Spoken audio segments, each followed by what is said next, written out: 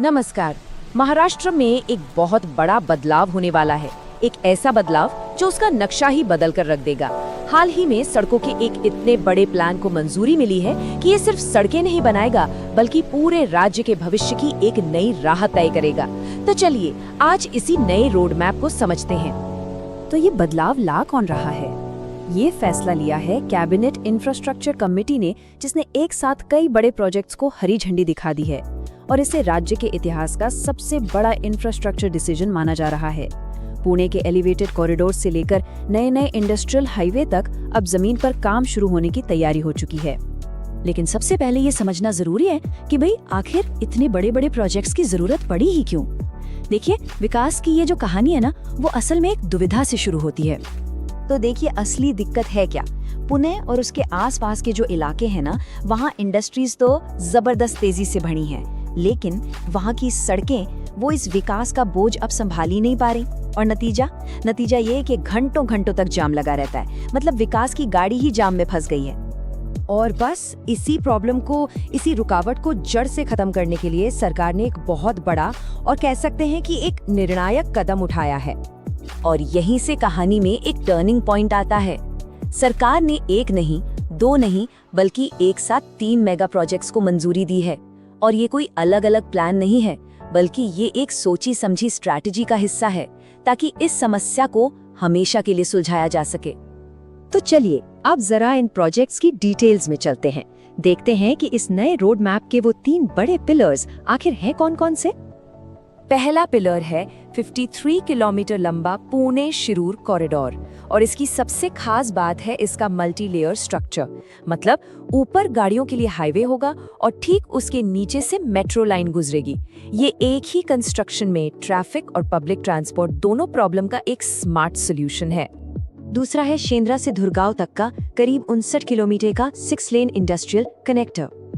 ये उद्योगों के लिए एक लाइफलाइन की तरह काम करेगा, जो सामान लाने ले जाने को बहुत ही आसान और तेज बना देगा। और अब आता है तीसरा और शायद सबसे अहम पिलर, एक बिल्कुल नया कनेक्टर।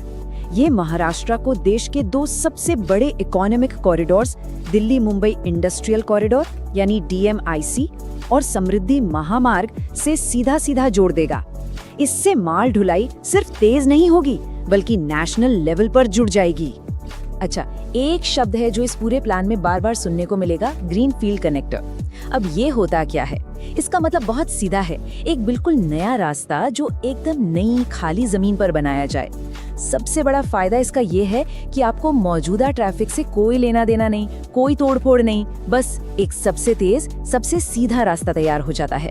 और ये जो DMIC कनेक्टर की बात हो रही है ना, वो इसी तरीके से बनेगा और माल ढुलाई को, मतलब लॉजिस्टिक्स को एकदम सुपर फास्ट बना देगा।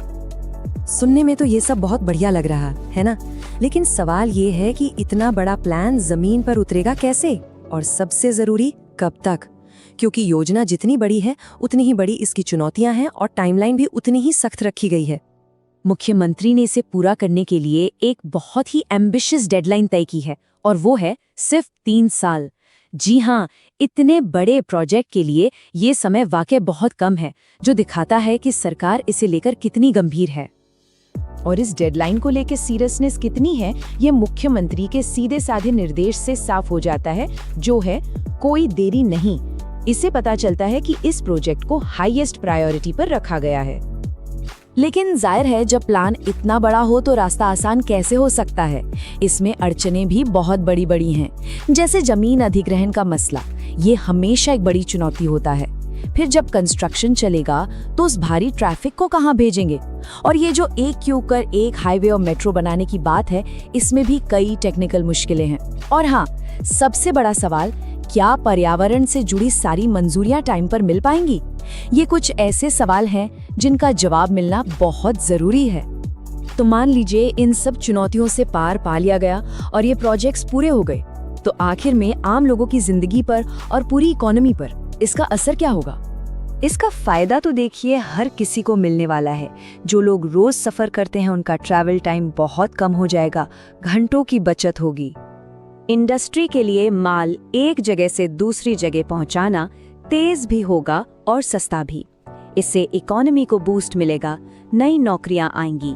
और जो लोग वहां रहते हैं उनके लिए सड़कें सेफ होंगी और उनकी प्रॉपर्टी की वैल्यू भी बढ़ जाएगी। तो कुल मिला के बात सिर्फ कुछ सड़कें या हाईवे बनाने की नहीं है।